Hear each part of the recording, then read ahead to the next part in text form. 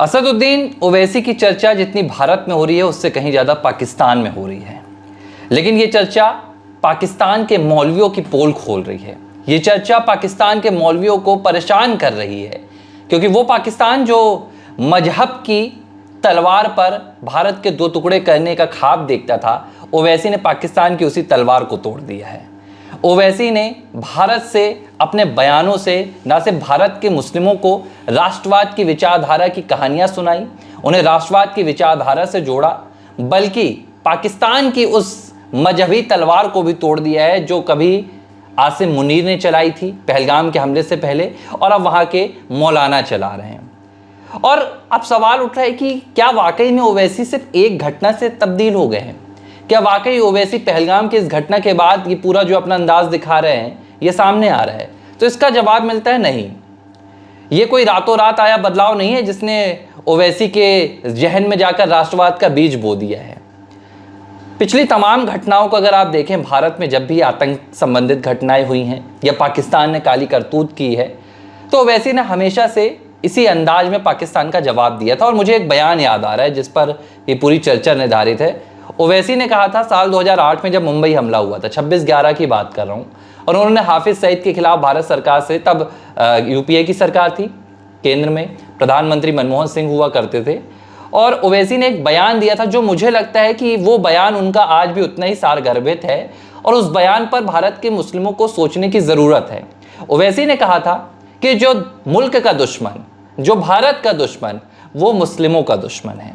और आज आप देखिए कि जब पाकिस्तान भारत में आतंक की खेती करना चाह रहा है, जब पाकिस्तान भारत को आतंक से पीड़ित करना चाह रहा है और उसका सीरिया जैसा, माफ कीजिएगा, तुर्की जैसा देश साथ दे रहा है, तो ओवैसी ना तो तुर्की को भज रहे हैं, ना तो ओवैसी पाकिस्तान की तरफ देख रहे हैं, और भारत के मुस्लिमों से कह रहे हैं कि इनका मजहब के साथ कोई ताल्लुकात नहीं है। अगर आपके अंदर कोई मजहबी रंग है और आपको लगता है कि तुर्की जो खलीफा बनने की चाहत रखता है, तो भूल जाइए, तुर्की भी भारत का दुश्मन, पाकिस्तान भी भारत का दुश्मन।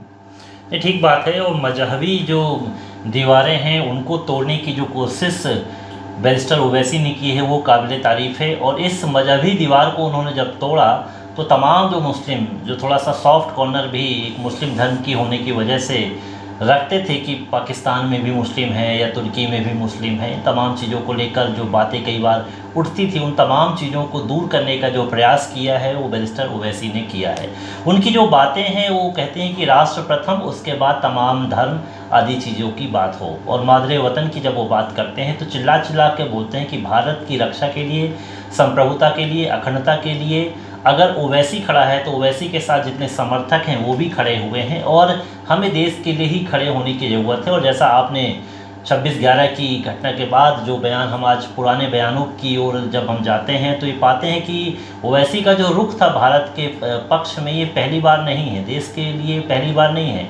यूपीए की सरकार तो उस वक्त भी इसी तरह से दमदारी से भारत का पक्ष रखने के लिए तैयार रहते थे। तो ये रुख जो है कहीं ना कहीं, एक घटनाएं जो होती हैं, अच्छी या बुरी जो घटनाएं होती हैं, उसके बाद जो मानव स्वभाव है वो सामने जब भावनाएं जो अपना व्यक्त करता है तो समझ में आ जाता है। देखिए इन बयानों को जो ओवैसी लगातार दे रहे हैं, किसी प्रकार की बनावटी बयान तो दे नहीं रहे हैं। उनको पता है कि इसमें उनको अगर कट्टरपंथी मुस्लिम होंगे, जो कट्टरपंथी जो धर्म को ही मानते होंगे, तो उसमें उनको नुकसान ही होना है। लेकिन फिर भी इस चीज़ की परवाह किए बिना ओवैसी लगातार आगे बढ़ रहे हैं। उनको इतनी वोट बैंक की भी अब चिंता रही नहीं है। उनको पता है कि अगर मैं देश के साथ खड़ा रहा, देश की बातें करता रहा और देश के लिए, रक्षा के लिए अपने नौजवानों को, अपने समाज के लोगों को अगर मैं मान लीजिए कि 100% नहीं तो 50% ही अगर मैं खड़े कर पाया, और पाकिस्तान, तुर्की और तमाम ऐसे राष्ट्र जो भारत के खिलाफ खड़े होते हैं उनके खिलाफ एक सख्त संदेश खुद भी दे पाया और समाज के प्रति लोगों को साथ देकर भी मैं दे पाया, तो इससे बड़ा मेरे लिए कोई बड़ा कदम नहीं हो सकता। इसलिए शायद आज जो डेलीगेशन निकला है ये भारत से तमाम ऐसे राष्ट्रों के लिए जहां मुस्लिम राष्ट्र भी होंगे, जहां पर ऑपरेशन सिंदूर के बारे में बताया जाएगा, पाकिस्तान के बारे में बताया जाएगा, पाकिस्तान का साथ देने वाले देशों के बारे में बताया जाएगा, तो उसमें ओवैसी भी शामिल है। तो ये एक रंग जो दिखेगा एक और ही बड़ा रंग होगा। और इससे साफ साफ है कि जब ये परिवर्तन होगा, जो अंतर्राष्ट्रीय स्तर पर जब ये बात निकल के आएगी, तो कहीं ना कहीं जो 40 करोड़ की जो जनसंख्या भारत में है मुस्लिमों की, उसमें भी एक अभूतपूर्व परिवर्तन देखने को। देखिए यही वजह है ना कि आज आप देखिए कि भारत में तो चर्चा हो ही रही है। भारत में तो हर व्यक्ति चर्चा कर रहा है कि भाई देखिए हमारे असदुद्दीन ओवैसी कैसे पाकिस्तान को लताड़ रहे हैं। उन्होंने आसिम मुनीर को जवाब दिया, उन्होंने शहबाज शरीफ को चैलेंज दिया कि जाइए भैया उतरिए अपने उस एयरबेस पर जिसे भारत ने तबाह कर दिया है। और इससे भी बड़ी बात है कि पाकिस्तान में चर्चा हो रही है। पाकिस्तान में देखिए कुछ चर्चाएं हैं जो वहां के गूगल में जो सबसे ज़्यादा तलाशी जा रही हैं। एक S-400 की बात हो रही है, भारत का S-400 airbase system, air defence system, इसकी खूब चर्चा हो रही है। राफेल की चर्चा हो रही है भारत के, कैसे पाकिस्तान के आसमान में राफेल ने गर्जना की। और जो तीसरा नाम निकल कर आ रहा है वो ओवैसी का नाम आ रहा है। ओवैसी पर चर्चा हो रही है कि भाई एक अकेला व्यक्ति। अच्छा, एक बात यहां पर है कि देखिए देश में नेता तो बहुत हैं, भारत के प्रधानमंत्री है, उनसे बड़ा नेता तो दुनिया में फिलहाल कोई नहीं है, भारत के गृह मंत्री सब जवाब दे रहे हैं। लेकिन यहां पर ओवैसी की चर्चा क्यों हो रही है, बड़ी महत्वपूर्ण वजह है। और बड़ी यहां पर आप देखेंगे तो ये जो वजह है इस पर ओवैसी कितने खरे उतरे हैं।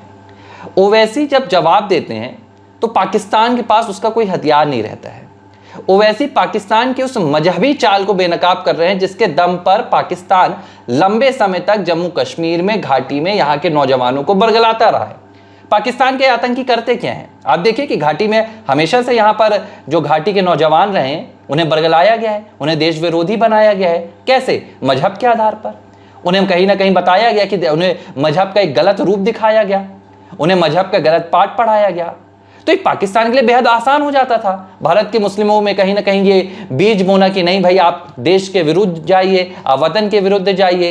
लेकिन ओवैसी वो नेता बन गए हैं जो पाकिस्तान के इस पूरे एजेंडे को खोखला कर रहे हैं। ओवैसी जब देश में ये कहते हैं कि पाकिस्तान का इस्लाम के साथ कोई लेना देना नहीं है, तो भारत के जो 40 करोड़ मुस्लिम है अगर वो ओवैसी को सुनते हैं और ओवैसी को समझते हैं, और एक ऐसा नेता है ओवैसी जो धर्म के लिए सरकार से लड़ता है, जो वक्फ के लिए सरकार से लड़ता है, जो 3 तलाक के लिए सरकार से लड़ता है, जो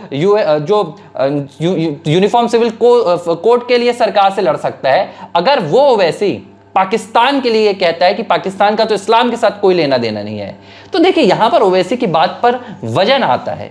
और जो उनके अनुयायी हैं, जो उनके फॉलोवर्स हैं, उन्हें लगता है कि नहीं हमारा नेता सही कह रहा है, हमारे देश के मसले दूसरे हो सकते हैं लेकिन हमें दूसरे मुल्क की सहायता नहीं करनी है, दूसरे मुल्क के झांसे में नहीं आना है। तो जो घाटी के भी मुझे लगता है नौजवान जो बहक जाते हैं उनके लिए ओवैसी इस वक्त आदर्श हो सकते हैं। तो वहाँ पर भी तो दिक्कत जा रही है ना पाकिस्तान में। पाकिस्तान के जो मौलाना हैं, काजी हैं, उन सबको सबसे ज़्यादा दिक्कत ये जा रही है कि वो समझा नहीं पा रहे हैं किसी तरह से, किस तरह से अब भारत में जो आतंकवादी भेजते थे उनको कैसे सिखाया जाएगा, कि वो वैसे ढाल बनकर खड़े हुए हैं। तो जो घाटी के माध्यम से, जो घाटी को ही जो POK से लगा इलाका है, वहाँ से जिस तरह से आतंकवादी आते थे और उसके बाद ट्रेनिंग कैंप चलाते थे, जम्मू कश्मीर में ऐसी गतिविधियों को करते थे, घर घर में पहुँचते थे, हमने देखा है इन सब चीज़ों को और पकड़े भी गए इस तरह से। तो वहाँ के लोगों को ठीक करने के लिए, वहाँ के लोगों की मानसिक विचारधारा को बदलने के लिए कहीं ना कहीं ओवैसी एक शस्त्र के रूप में खड़े हो गए हैं। हम मान सकते हैं कि S-400 जो है बहुत ताकतवर हमारा है, लेकिन ओवैसी भी हमारे लिए एक शस्त्र ही है जो कि पूरी तरह से खड़े हुए हैं भारत के अंदर। और वो शस्त्र बने हैं कि किस तरह से जो मौलाना लोग हैं, तमाम लोग जो हैं भारत की सरजमी पर जो अपने नापाक इरादों को लेकर जो भारत के खिलाफ साजिश रचने की कोशिश नौजवानों को भेजकर करते थे, आतंकवादियों को भेजकर करते थे और कश्मीर में इस तरह से जहर घोलने का कोशिश करते थे, तो अलगाववादियों की जो ताकत जो बढ़ रही थी उसको खत्म करने का काम भी ओवैसी किस तरह से बयान दे रहे थे। देखिए सॉफ्ट कॉर्नर कहीं ना कहीं धर्म के प्रति होता है, सब लोगों को लगता है कि हमारे धर्म के वहाँ पर व्यक्ति हैं। देखिए बांग्लादेश में अगर हिंदू के ऊपर किसी प्रकार के हमले होते हैं तो हम यहाँ पर विरोध प्रदर्शन करते हैं, सब चीज़ें होती हैं, तो ये होना स्वाभाविक है। लेकिन जब देश की बात आ जाती है, अगर कोई पाकिस्तान हमारे ऊपर हमला कर रहा है तो वहाँ का हिंदू नागरिक भी हमारा दुश्मन ही होगा। देखिए समर्थन नहीं करेंगे तो फिर दुश्मन होगा, सवाल ही नहीं उठता। ये मैं जो बयान हम चर्चा कर रहे हैं, वहाँ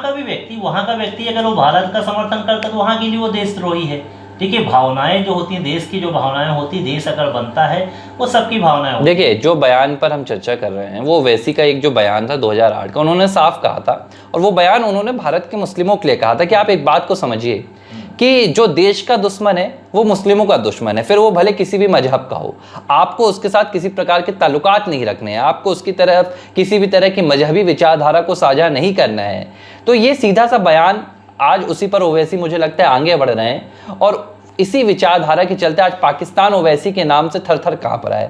आज पाकिस्तान को लग रहा है कि हमारी तो खेती बंद हो जाएगी, क्योंकि हम करते क्या है, हम नौजवानों को जो बरगलाने का काम करते हैं मजहब के नाम पे करते हैं। हम मजहब की एक जो तालीम रहती है वो हम किसी और एंगल से पढ़ाते हैं। तो ओवैसी क्या कर रहे हैं? ओवैसी पाकिस्तान को इसी तालीम को सिखा रहे हैं कि भैया नहीं, आप जो कर रहे हैं वो मजहब नहीं है। मजहब ये है कि अगर आप देश में मुस्लिम हैं और अगर आपके देश में कोई दूसरा मुल्क हमला करता है तो आप ये कहेंगे कि ये देश का दुश्मन है, ये मुस्लिमों का दुश्मन नहीं है। यही तालीम है जो आज ओवैसी दे रहे हैं और मुझे लगता है कि यही वजह है कि भारत से ज़्यादा आज उनकी चर्चा पाकिस्तान में हो रही है। ओवैसी ने भी मजाकिया अंदाज में कहा कि मैं तो दूल्हा बन गया हूँ पाकिस्तान का, क्योंकि वहाँ के प्रधानमंत्री से लेकर आर्मी चीफ से लेकर और ओवैसी ने हर किसी को लताड़ा है। और उन्होंने कहा कि भैया देखिए 1947 में आसिम मुनीर हमारी ये बात सुन लीजिए, 1947 में हमें भी कहा गया था कि आप चुन लीजिए और हमने भारत को अपना मुल्क चुना था, तो मरेंगे तो भारत में, मिटेंगे तो भारत में। और मुझे लगता है कि अगर ऐसी विचारधारा सिर्फ ओवैसी की नहीं बल्कि भारत के भी 40 करोड़ मुस्लिमों की हो जाती है तो मुझे लगता है कि पाकिस्तान क्या दुनिया के कोई भी मुस्लिम देश या कोई दूसरे देश भारत की तरफ मजहबी जो अपनी एक गंदगी है वो फैलाने की कोशिश नहीं करेंगे। ABC हिंदी न्यूज, आज ही जुड़िए हर खबर के साथ